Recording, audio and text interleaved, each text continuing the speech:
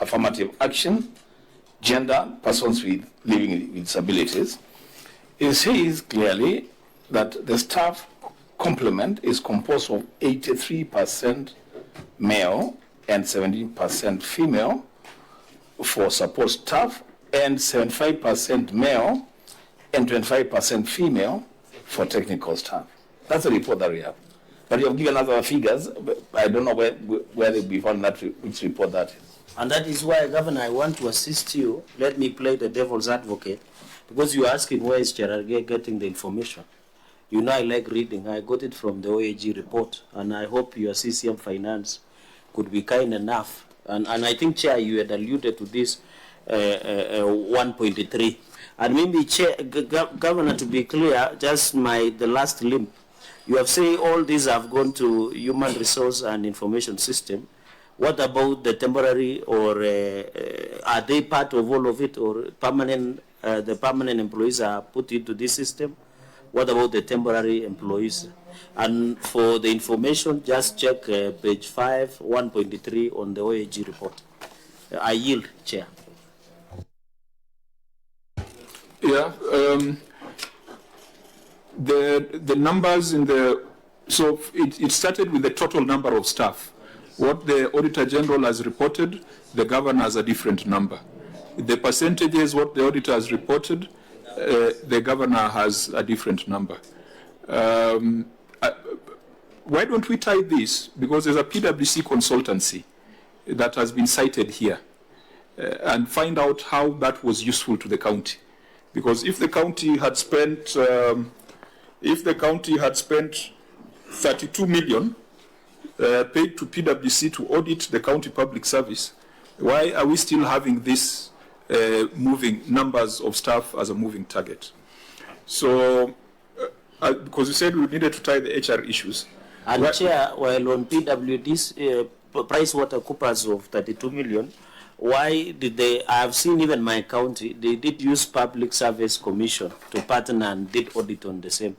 So when Governor comes back, she should justify as to why PricewaterhouseCoopers were given over, I need this intergovernmental relationship between Public Service Commission, or whether they were doing it jointly, so that there is consistency. And I hope, Governor, you have noted in 1.3 OAG report, what is the OAG having and what you have put on record or unanswered is worlds apart. And that inconsistency, Chair, can point us to a lot of concerns. And I hope, Governor, when you come back on the issue of temporary staff, I can see there was a decline between the 2022, 2023, 2024 in terms of temporary staff. I think in note number, I can see in 2022, 2023, it was 59 million. But in 2023, 2024, it was 25 million. So you should be able to tell us whether you transited the temporary employees to permanent and pensionable, or their contract lapsed and it was not renewed. And also to clarify whether on this wage of temporary employees and the head count that you did, whether there was citing of ghost workers, because we know the challenge in some of these counties, Chair, has been the challenge of, she has said on record that when they call for head count, some people did not turn up. So could it be a possibility of ghost workers that work within your entity? Chair, I think since you know the reason, Chair, we are on this too much is because 55% of the expenditure you have, Governor, is on wage bill. And that is why we are using a lot of energy and questioning, because it is consuming a huge part, which is across the country. You know, our counties have turned into employment bureaus, which is very sad, because, Governor, I know if you were to maybe get 35%, you can release a lot of money for development in our county of Homabay County. So we can find out how the PwC process has been of value to the county. Vice Chair? Yeah, just what you're saying, that I know PwC is a reputable entity. They would have they have their report. We also have a report by Auditor General. Let's see how they compare. And I think when the Governor comes, then we would need to have the reports harmonized and maybe justify where there are variations. I think that would be important for us. And as Senator Chiragi has said, 55% is quite a big percentage in terms of if you are to have 55% for wage bill and then maybe 11% for the assembly, that is 66%. What does then that portend for development? You have only 4% for operations. Then do we satisfy the 30% for capex, capital expenditure? Those would be the questions. Okay, so Auditor, what was your contention with this payment for consultancy services? Yeah, Chair, at the time of audit, what was pending was the final report. I think for context, it's not a very long issue. Just read it out, okay. And then we review the governor's response. Okay, thank you, Chair. That's payment for consulting services, payroll, and personnel census. Note 4 to the financial statement reflected expenditure of Kenya shilling 808,307,760 in respect to use of goods and services, which further includes an amount of Kenya shilling 53,753,975 in respect of the contracted professional services, including in this a contracted professional service amount to Kenya shilling 7.7 million, being the payment to the firm in respect of the part payment for the contract sum. In the offices than what we have. So there are almost 400 employees who are actually not in salary. They are not earning, but they are working, and they had appointment letters. So we made quite a decision, what the governor has mentioned, that we had to do literally looking at every chief officer must brings the exact record, those who are working. And also in the process, as the governor has mentioned, that there were also some recruitment for revenue collection. So when we did the actual count, because the PwC report came, but still there were those problems. So we decided to also ourselves, month by month, we do actual count those who are working. And this is the process that has now given us the actual number, that is 7,183. And also, when we changed from manual to, initially we transitioned to IPPD because there was IPPD and then there was the manual. Then first we transited, actually before this HRS came, we already transited our workers so that we can have full control. But when this new system came, we transited all of them, but now we are very sure at any time, and every month we do the check, every chief officer will bring their even if there's just one change, we'll know who has changed. So we are able to track our workers right now. We know exactly those who are having and actually those people are working. Now, so this what we have right now is the actual report. So you, Governor, you agree with this report by PwC? You agree with its findings and you agree with its recommendations, such that what is pending is implementation? We are implementing, Senator, as we go along. For example, the ones who have been recommended for reinstatement because of the time we're reinstating slowly. The ones who have been recommended for removal also. Senator, you know, if you have to remove 500 employees from the payroll and you go for it, you yourself will not be able to sit here in Nairobi. Neither will I be able to sit in Homabay, because it's a community government and it's a very political process also. So, Senator, we are implementing it, slowly, so that we are also managing the politics around it. I wanted to be very honest with the Senate that we must also give consideration to all that. So the implementation, I asked for an analysis of the savings.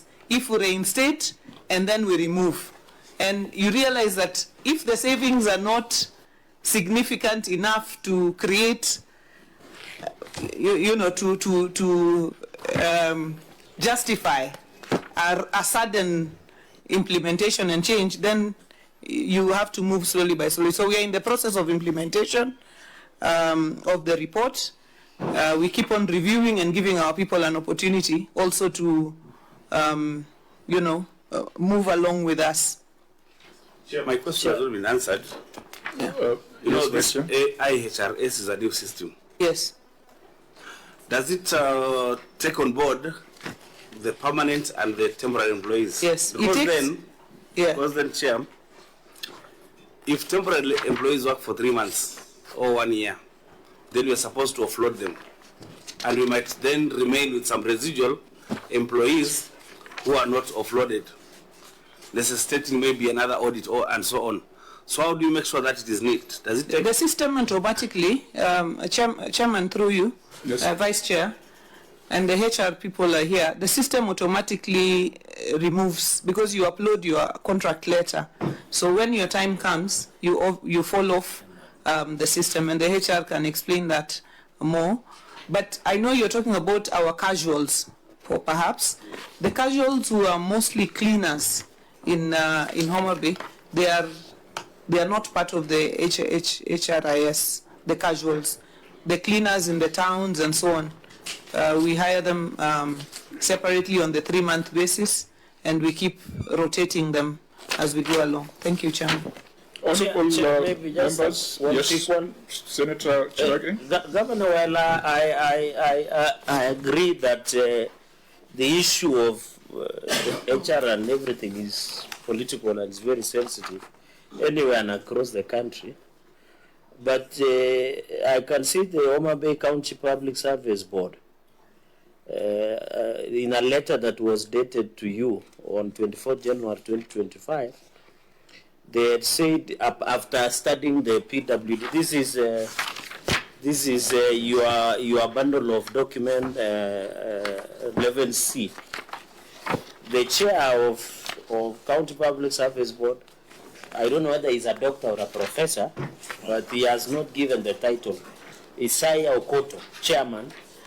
Governor has indicated that you were supposed, or they were supposed to be reinstated 185 back to the payroll with effect from January this year. So give us the status of that. Number 2, 652 persons to be disengaged from the County Public Service Board with effect from 1st January 2025. So my question, what is the status implementation? Because you have told us you put 32 million to get PricewaterhouseCoopers to do an audit for you. When recommendations came back, you said because of politics, let us hold on for now. But yet in the report you have said 652 should be disengaged, 185 should be reinstated back to the payroll. So, Governor, can you give us clarity? So does it mean you froze the implementation of the report, or what is the net effect of then doing this an exercise if the recommendations were a bit challenged? And I'm a politician, I live with that reality that it's a bit sensitive. But where does it leave the recommendations that even your County Public Service Board has say 652 let's disengage and 185 to be reinstated? So where does it leave in 11C part of your bundle? You also brought up the issue of the value for money. 32 million spent on an exercise. So because why get PWD, do an audit, give you recommendations that they have consumed 32 million. Then when the report is coming, you say, no, let's manage it. It's like getting sick, go to a doctor, being prescribed with drugs.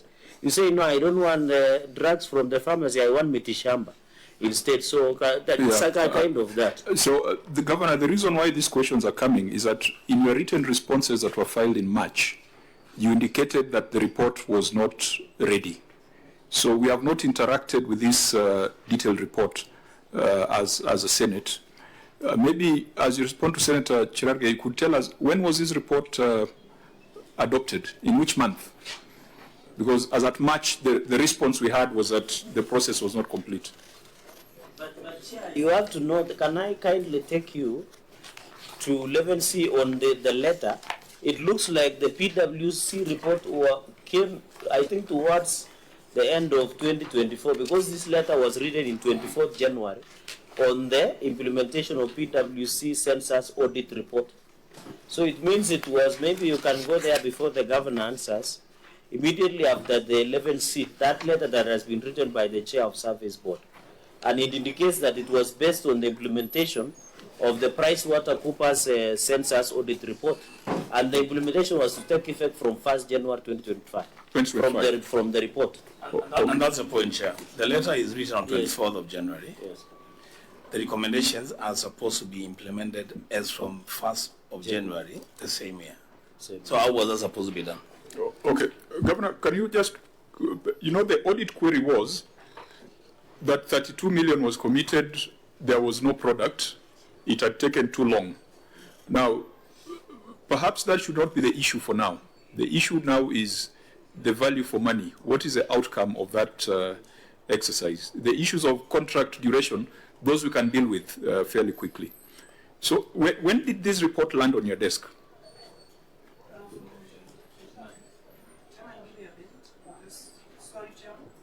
Give me a minute. Let me just check the exact date. Governor, can I assist you? Because according to this report, 11A, it's stamped, but the engagement, the first engagement was on 23rd August 2023. Chairman, if you look at the bundle. That's the one signed by Simon Mutinda? Yes, this one that was signed by Simon Mutinda. So the governor should tell us when did they start doing the audit and how long was it supposed. I know you have said you could deal with that, but you can see the assignment began on payroll audit assignment on 28 November 2022. Actually, the final report was submitted by Simon Mutinda, Partner Director, PwC, Correct. on 23rd of August 2023. Correct. That is what I wanted to assist the governor. Because governor. But your written submissions as at March 2024 indicated that the report was not ready.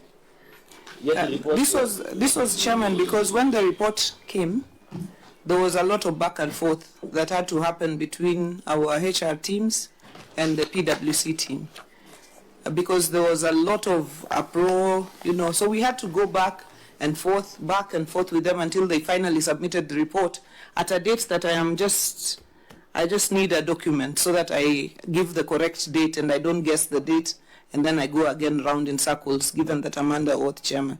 So they're just, I've asked the CS to check for me the exact date of the submission of the very final report. I think beyond the specific date, perhaps you might want to tell us whether we are discussing something that is work in progress or we are discussing something that ought to have already been done as per the implementation matrix. In terms of implementation, it is work in progress. It is not, we have not concluded implementation of this report. And you are still within the implementation matrix proposed in the report? For the reason, the implementation matrix that was proposed by PwC, you mean? Yes. No, this is now an implementation that we have now looked at realistically as a county government. And how do we implement this in a way that does not create too much animosity and tension? So this is the implementation that we are doing in a broken down manner. And some of the implementation things that we've done, for example, there were those that they came to PwC, they had appointment letters, they had never earned any salary. So those ones, for example, we have disengaged because they have had no earnings. There are those also whom we removed from the payroll who had fake documents, for example, straightforward like that, and we sent them on to DCI as well. So we have been in the course of implementation of the report, we just haven't concluded it, Chairman. There's... Because I ask a question there before you go. Okay, so Governor, do you own this report? Have you owned it? The recommendations by PwC? Yes. You have owned it. So it's not a question of whether you need to disengage with 652 people. It's a question of how and when. Exactly. How and when. But we have the people who had, for example, fake documents, the people who had who did not show up for audit, the people, and had no reason for it. I actually immediately after receiving the report set up a committee chaired by my deputy governor to look at these issues now in a practical sense, because we have already, and looking at value for money, we had a situation where we didn't even know how many staff we had. PwC gave us how many staff we had, how many they thought we should disengage with, how many they thought we should, move forward with. So that is what we have been doing in the course of this period, Chairman. So you also agree that you have 1,327 ghost workers. And Appendix 2 has got the list of the 1,327 ghost workers by name, ID number, payroll number. Appendix 2 that starts from page 59. Because if you agree with the report and you agree that there are 1,300 ghost workers, you need to exercise the ghosts. First, Chair, so that you can answer both. I'm not able to go through all the recommendations by PwC, but then there are HR people or County Public Service Board who are complicit in engaging these ghost workers or employees who are not qualified or who have fake documents. What were the recommendations? Because they cannot just go scot-free. For one, public money was already used. So what was the recalls or what was the type of administrative action recommended by PwC? I think the people who are engaged in these processes we disengaged with very early in the day. The CEO of the Public Service Board, the HR, the payroll, we disengaged very early in the day so that we could even start engaging with this process. I want the CS to speak to the issue of the so-called ghost workers. Chair, as the CS comes on board, Vice Chair, I've looked at administrative action at 11D. Unfortunately, Chair, I don't know, Governor, you need to do something because they are not also now clear. It is like the previous document. Your document, it is not, you cannot read it. So what do we do? Do we accept and move on or forgive and forget? Chairman, the administrative action that is filed in this document was that which was recommended for non-availing of documents. It is not the administrative action that we actually took from the word go for the people we separated with. So if you saw the recommendations of the committee, right, they had asked administrative action to be taken against officers who did not avail documents. But now it appears more administrative action will be taken against officers who have produced before the Senate documents that cannot be read. Thank you. Because appointment as acting director, HR resource management and development, but from page 2 local agreement all through, Chairman, it cannot be read. Who prepared this documentation before here? Is a whole team led by CCM. No, Finance. the photocopying is a job that is done by lower level officers who are. I know, but who here. is in charge? Who is the head of department that ensures this documentation is bound? Is it the CCM or is it the county secretary or CCM? CCM Finance? That is the CCM Finance. So let me ask you a direct question before you go and take administrative action against him. CCM, did you have view of this documentation before it was brought? Through the chair, I had a view, Chair, and I think based on the volumes of documents that we have had to come with before Senate, I apologize to the Senate that there were mechanical errors with the machine that we were using, and it put us to this. We apologize. So is it only one document? It was intentionally supplied to Chair Gay. Through the chair, just a few of them, because the bulk of the documents are very clear. Okay, let's come to the more substantive administrative action. CS was to speak to the ghost workers. I mean, this is a very interesting report because if you go to Appendix 4, the first name on that schedule of list of 1,370 individuals without staff files in the county registry. Number 1 is Gladys Atieno Nyasuna, who I believe is a governor. This is why I told you, this is why I called them the so-called. Is that because you mentioned adversely that now this report cannot be implemented? No, you could see that from there was a very mechanical process done by PwC that did not. This now gives you evidence. The reason why we had to review and look at an internal review of the documentation. When you went to look for the files, you may not have found a file for the governor because of the filing system at that time. But PwC took, even if you look at that document, CECs are part of it. Even, many people are part of that report.